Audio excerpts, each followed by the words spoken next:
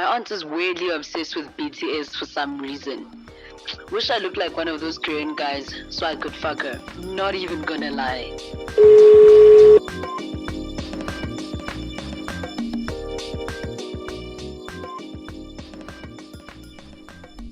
Hello, and welcome back to We Should Be Writing, the podcast where we unpack and take a non-judgmental look into your scandalous and not so scandalous university confessions, in association with @universityconfessions.za on Instagram.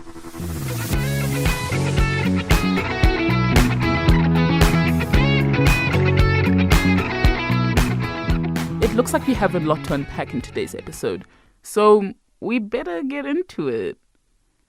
Okay, so that confession was pretty crazy. I think we can all agree there.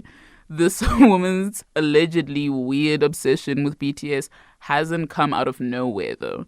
The Bulletproof Boy Scouts, as their name translates from Korean, first came onto the music scene in 2013. The group was created by producer and record executive Hitman Bang, who created the group in the then small label Big Hit Entertainment.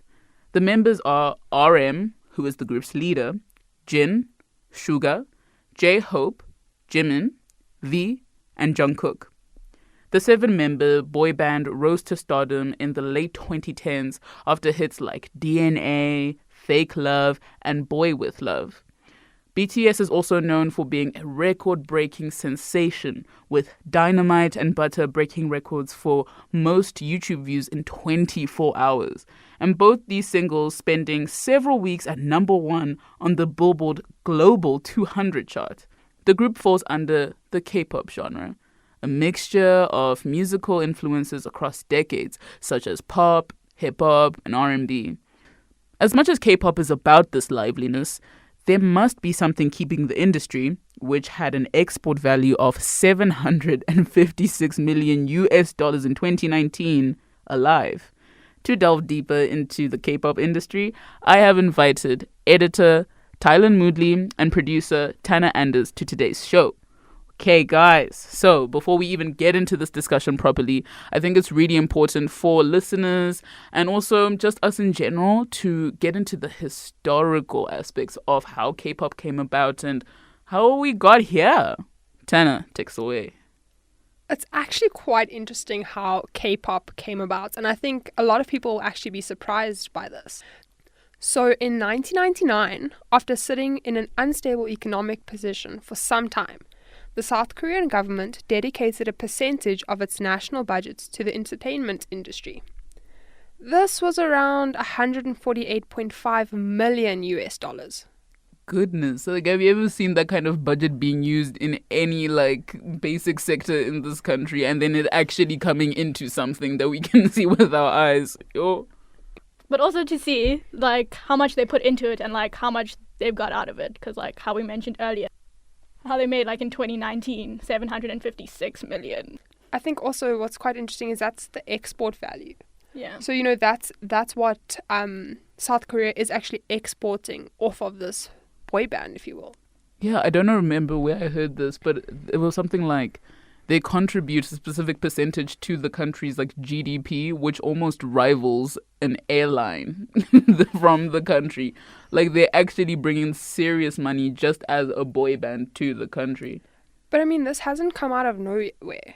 Mm. I think, was it 2 years later, Rufaro, that K-pop really started to dominate the entertainment industry? Yeah, so to get into that, we need to look specifically at how it essentially formed into what we understand it as today. So the K-pop system essentially works according to generations. So each generation has a specific look, a specific aesthetic, a meta-narrative that goes according to whatever's essentially going on in the world at that time. And I think it's just so interesting. So if you look at first gen with HOT and Shinhwa, first gen is specifically 1992 to 2002. They have their own specific aesthetic, but by the time you come down to fourth gen, where we are right now, a whole completely different aesthetic, understanding of music, use of genres. As a non-BTS fangirl, if you will, how would you describe the different aesthetics, how would you describe the different generations, and how do they almost compare to BTS? Because that's what I am sort of familiar with.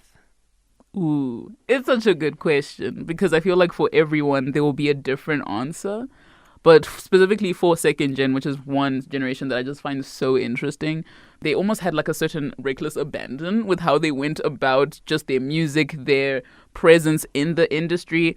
But that's because they were directly in this time between like major opulence and like economic like stability of the early 2000s into recession late 2000s early 2010s, and you can see this in the music that they make. Very in your face kind of approach to making music that was carried into third gen.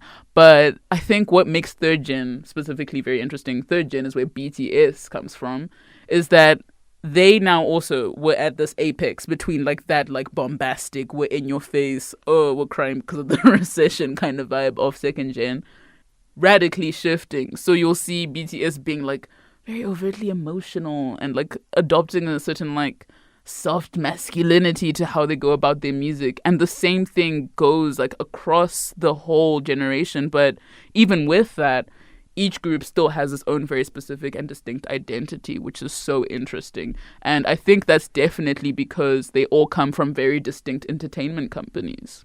The entertainment companies, there's what you call the big four.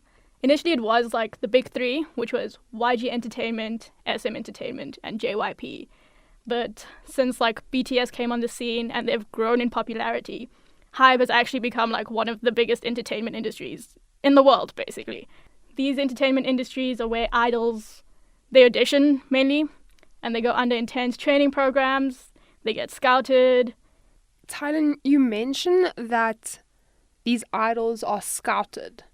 I've also heard a little bit about them undergoing plastic surgery and stuff of that nature. Is there any validity to those comments? So it is actually really problematic. Like, I think for anyone who's like a very big K-pop stan, in as much as there's so much good that comes with it, like there's also a lot that's really quite messed up. So when people usually enter these entertainment companies, they do have to undergo like very rigorous training periods, and in that period they essentially start to try and mold the young trainees into an idol. And for some that would mean getting plastic surgery or like completely just changing who you are as a person.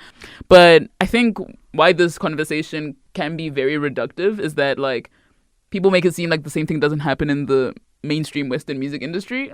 The same thing goes for like, I don't know, Britney Spears, for example. Britney Spears. Okay, Yeah. You're right. One Direction, for example, they all get assigned these specific like personalities and roles in the group, and I'm pretty sure those are not their actual personalities anyway. I think that also just sort of raises concerns, regardless of the industry you're looking at, whether you're looking at just general pop music, K-pop, rock, whatever it is. People who are sort of in the limelight, people who have a very big impact on the younger generation.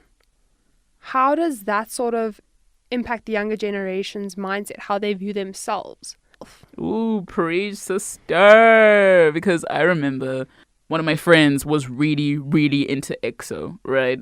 And she would look at these dudes and she would be like, oh my God, they're so beautiful. And then like she started getting into all the girl groups. People kind of don't explicitly talk about the fact that a lot of people don't necessarily actually look like this in real life. Like with any of their music videos, there's a lot of heavy editing that goes into making them look like that. Completely, and obviously, yeah. like, yeah, sure, they are beautiful, but that's also because they're cherry picked from a population the size of I don't know what in South Korea and say, you're pretty and you can sing and you can dance. Like, these people are like rarities, and some of them are quite literally made in like a plastic surgeon's room. At the same time, like, even if they can't sing or dance, like, they go for training for it. Like, they'll literally get trained to sing and dance. I think even if you aren't just looking purely at the cosmetic side of it, the average BTS fan or ARMY member has spent around $1,422 on BTS. That's according to iPrice's market research in 2021. And I think that just proves that exporting South Korean culture can be extremely profitable. When you're contributing that much money to like the success of like an artist or whatever it is, you are bringing money into an economy in some way. You're helping like the cultural industry like revitalize itself. And I think that's something that South Korea understands really well. And I don't know if South Africa really understands how to do that, because like the way that we conceptualize like music and how we consume it, the fan cultures in South Africa are not as like dedicated to making this thing something that can be like exported globally, just because of like how dedicated they are. It more so happens just because like South African music really just like slaps, so then like goes overseas kind of thing. Because of K-pop, everything else in like Korea sells. Like people want to go to Korea because of K-pop. People will like buy beauty products online from Korea, food, like alcohol, whatever. All of that has become so popular because they see it in like K-pop and stuff. And it's so crazy because I remember distinctly at the time that like I just started hearing like BTS all over my Instagram and my Twitter with fake love, and I was like, who are these people? At the same time, K-beauty comes to South Africa, and now there are these like online stores and physical stores. There's one literally at 44 Stanley where you can go and buy Korean beauty products. And it's just really crazy to think about like how quickly, but also at the same time like how gradual it has been, because it feels like it's just been really quick and it's just like come into our lives kind of thing. You know, I remember being a 13-year-old and buying One Direction nail polish because it had One Direction members' faces on it. It had nothing to do with the color. It had nothing to do with the quality. But if it had 1D on it, I was going to buy it. Because I think the important thing to note is that it's not just like the K-pop industry itself that has made itself like grow. It's the culture. And the culture is the music. It is the food. It is the clothing. It is the everything. And the culture itself right now is just so big, and K-pop is just like barely scratching the surface kind of thing. I also wonder if it has a lot to do with how K-pop fans are sort of involved in the whole process. You know, I think it was Mark Mulligan from Media Research. He's a music analyst, and he told NPR that Western record labels are obsessed with building streaming numbers, while K-pop is more concerned with encouraging fan participation. This actually came from an Elle article, a 2021 Elle article. Yeah, so like one of the things they do for like fan interactions, they have V-Lives, which is like its own app where they basically do like an Instagram live sort of. And the dedication they have to fans is they will literally, on their birthdays, they will literally be there in front of the screen celebrating their birthday with the fans. I remember when J-Hope was about to do his Lollapalooza set. It was like the day before something. #HobiePalooza. He did a quick 15-minute live just as he came from the airport, and he was in his hotel, and you just like feel this idea of like they're so dedicated to the fans that it even reaches beyond their own like, I'm honestly just tired because I was flying for however many hours and I actually would like to nap. No, I'm going to do a V-Live. There's just so many things that really build on this idea of a parasocial relationship, specifically within K-pop, that I don't think Western artists have really harnessed. I think it's also quite interesting to see just the role that fans play in this. I think the group still rakes in massive streaming numbers. BTS has 5.1 billion streams on Spotify. And in March this year, Spotify reported a 230% growth in the genre, with over 4.7 million monthly searches for K-pop. It's crazy. And I'm part of the statistic. Tylin, are you part of the statistic? I don't use Spotify, so no. Oh, okay. No, I am literally part of the statistic. I am one of the 4.7 million. I actually find it so interesting the impact that fans have with BTS, with the K-pop industry. And it sounds like we've only just reached the tip of the K-pop iceberg. And I actually look forward to learning more about the heart of this industry, the fans, in the next episode of K-pop Mania. You've been listening to K-Pop Mania Part 1, an episode of the We Should Be Writing podcast. This podcast is a product of the Honours in Journalism and Media Studies program at the Wits Centre of Journalism in Johannesburg. Our producer was Tannur Anders. Our editor, Tylin Moodley, and our show host, Rufaro Chiswo. Our theme music was composed by Mpho Hlakudi, and our graphic design was by Rufaro Chiswo. Additional episode music credits and info are available on our Anchor FM page. On all social media, we are at Wits Vuvuzela, and you can see more of our work on witsvuvuzela.com.